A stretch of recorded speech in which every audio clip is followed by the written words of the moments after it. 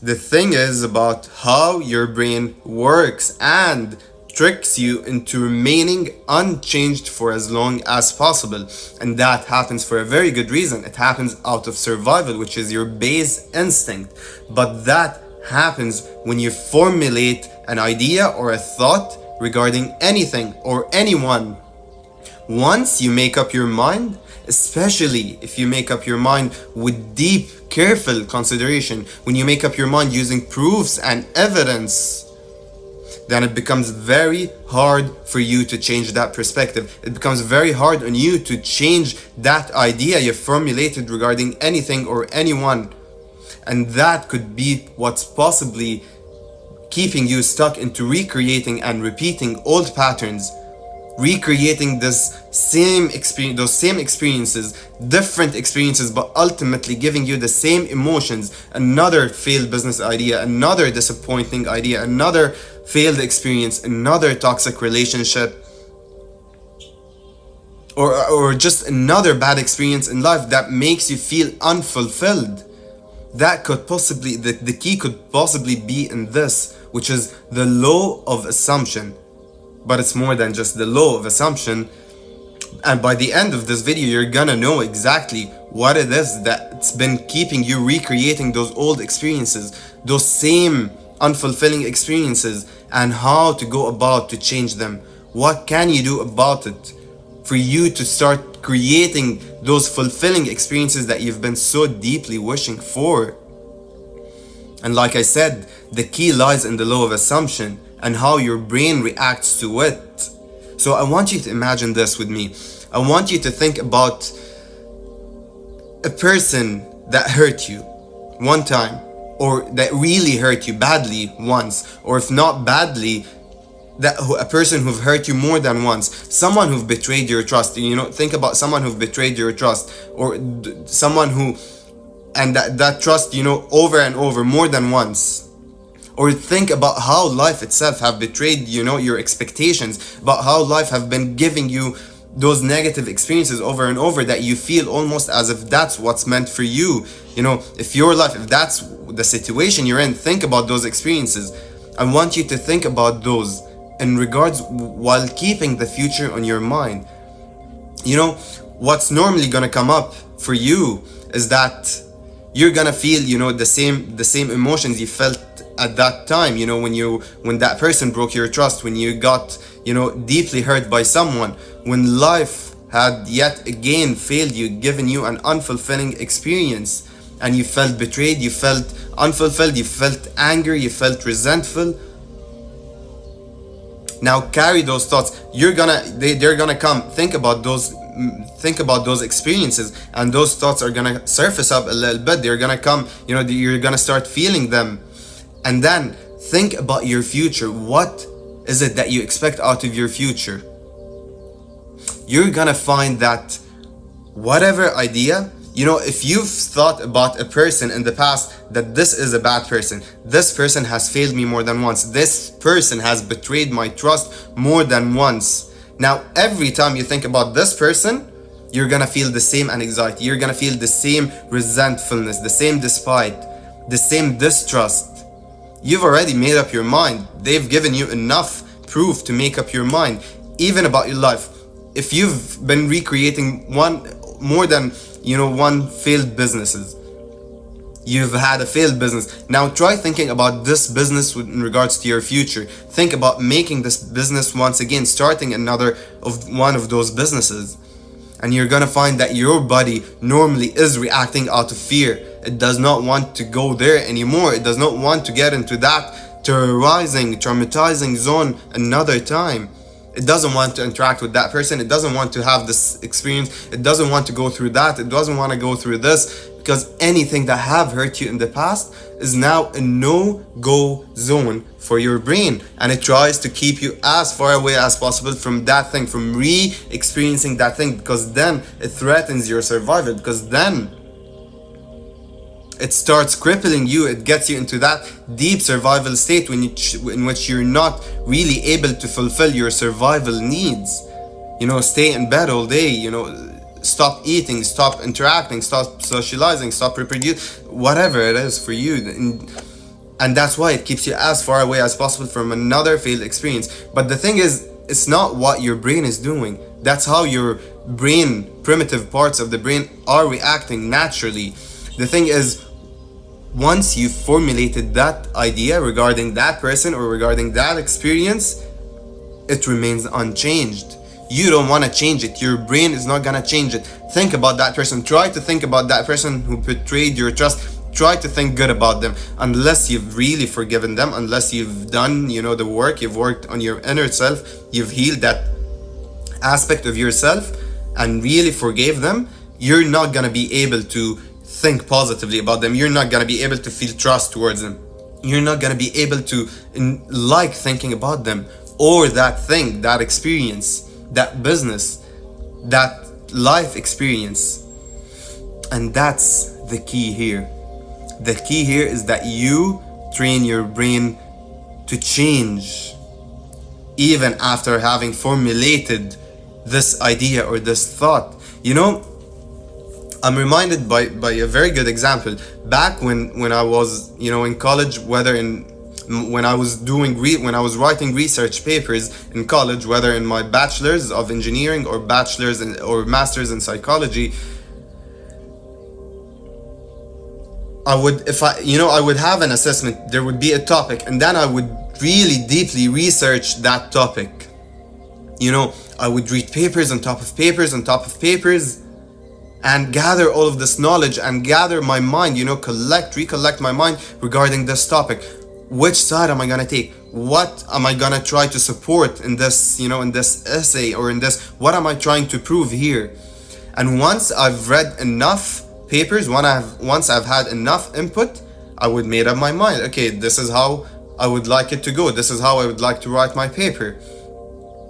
And then what happens is that once I start writing my papers, once I start writing, getting started with the writing, with the actual writing, after having done enough reading and got a clear idea of the topic and which side I would like to pick, or what point I'm trying to prove here, or what point I'm trying to disprove even, I start writing. And what happens is that I realize that I've already had my mind set. My mind is clear and set on what it wants to write. I could even write a sentence, and then I would go through the citation, through the papers in which I have, because you have to cite your writings, you have to prove with other peer-reviewed journals or articles, or research and other research papers, citable research papers. And then I would write whatever I want to, in like a sentence based on what I've read. I remember reading something and I could use it in a way, and then I would go back to search in those papers, for a sentence or for a paragraph to use it as a citation for what I wrote. So I already have my mind set. I write the point and then I look for the proof. Yes, I've already made up my mind based on proof, but then I start writing and then I go looking for proof. I don't go once again, and read through the papers and then start writing based on what I could cite from those papers, but rather I write the point and then I look for it. And if it's not in the papers, if after scouting through the papers that I've already read, if it's not there, if I can't find something that could be used to cite what I just mentioned in my paper, I would go through different sources, through different other research papers and books, whatever, and I just scout through them looking for something to prove what I've just said. And I go on, with my paragraphs in this manner. And I remember this one time, halfway through my paper, halfway through my writing, I came across a different source that I have not read previously beforehand, before starting my writing, and it changed my mind. It made me want to prove the opposite of what I've already halfway improving in writing. And of course I did not, of course I did not erase everything, and I just forced my way through whatever I was already proving, because it really changed my perspective. I read something, it changed my perspective in a way that really made me believe in the opposite side. It was about online learning versus in-class, face-to-face, in-person learning, And without going into details, that's what happened. I did not go all the way back and, you know, rewrite the whole thing, but rather I just kept forcing my way through proving the side that I was already on. Now, I don't typically do this when I was you know, looking for answers regarding my truths or regarding life or regarding our existence. That's not how I would work. I would be very open-minded. As such, I was very open-minded here that I was able to change my perspective, but simply because I have written enough on my paper, I've already started the task and I'm halfway through, I just went with it. And you know what? I was not convinced while writing it, because now I formulated a different and opposing perspective, and I was not very convinced while writing my paper, while completing it for the second half. And what happened is that it did not turn out well. It was the worst grade that I've ever received in research paper. You know, this is not to blout or to, you know, this is not in vain, but I'm very good. I take pride in how good I used to be, probably still am in research conducting and in writing. You know, I have very good research skills and writing skills, and combining that, I do very good research papers. And I always used to get like an A+ or an A, seldom a B+. On that specific paper, I had a C+. And that was like a very, you know, that shocked me, because I'm not used to this. But what I'm trying to say here, is that simply because I was not convinced while going into something, I've already changed my mind. The external reality have provided me with different proofs, yet I chose to insist on the direction I was going in. It never ends up well. It did not go well. That was the only time in my life that I got, you know, below a B+ on any writing. Not in my life, in my uni life, in college, I mean, since I started uni, just to clarify. But anyway, that's what's happening with your mind. Once you formulate, once you make up an idea, once you apply the law of assumption towards something or towards someone, no matter what's being provided to you externally, your brain is trying to force the direction it already set foot on, out of survival. Just like I continued writing, I did not start over, I continued writing out of survival.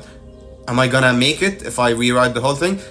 How far is the due date? How's this? How's that? It was desperate attempts. I wanted so deeply to write another paper proving the opposite point, yet I chose not to, out of survival.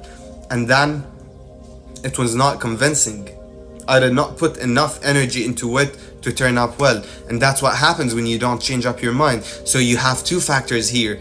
Either you convince yourself that whatever you get into is going to turn out very great, is gonna end up well in your favor, is gonna end up magically in your favor, or, you know, just convincing yourself regarding of your external experiences, regarding of what's being provided to you in proof and evidence externally. Just work on convincing yourself, or change that whole perspective altogether to align with your current conviction system. And that's what I encourage you to do. That's what I really invite you to do. Because once you change your mind, you have to keep an open mind. Once you formulate an idea, you have to keep an open mind. I would not have gotten to this point if I did not have an open mind. I was ever changing. I consider myself an ever changing being. Back when I had my intellectual awakening almost a decade ago, I had a friend, my closest friend, would tell me that you're changing every week. You're a different person every week. Because all I was doing is I was simply getting on my laptop and I was researching and reading. That was my intellectual awakening that eventually led to my spiritual awakening. And I was simply sucking in absorbing as much information and knowledge as possible, because I felt betrayed. I realized my intellectual awakening made me realize that everything that I am is not really from me. It was all programmed into me.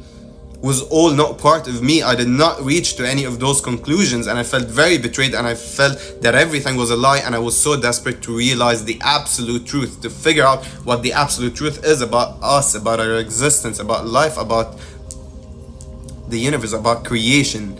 And that eventually led me to spiritual awakening, a few years later. The point is, I make up my mind. I was letting go. I was adopting new ideologies. I was adopting new dogmas, even new belief systems, and I was letting them go a month later, a week later, a few months later, and adopting a new, because the evidence, the external evidence is proving to me otherwise. So don't get too stuck up on what you believe regarding someone, on what you want your future to look like. Don't get too stuck up on all of those. Don't let your vision to your future, because you're so stuck on how things should go, how things should look, how things should turn out, that your brain is not able to change anything, even if that vision is not working in your favor. Perhaps that's not how your dream reality is going to be like that. Perhaps this is not a fulfilling life for you. You don't know, but your higher self knows, your energy knows, your deep subconscious knows, and it's trying to divert you otherwise. But as long as you're feeling it, what you've been feeling it won't be able to change. It won't change, because it knows if it changes, it's gonna break you, it's gonna terrorize you, it's gonna threaten your survival. And once again, you're gonna recreate another experience that matches your vibration, matches your assumption. Yes, that should be, that person is gonna do me bad, that experience is gonna do me bad. I've had very bad experiences with people. I've had very bad experiences in life. I had a bad experience with businesses. I've always, creating failed experiences, toxic relationships.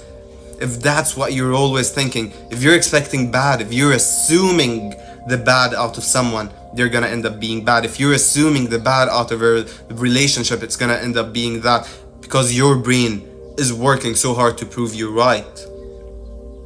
God is always saying yes to whatever you are internally, to whatever you are aligned with.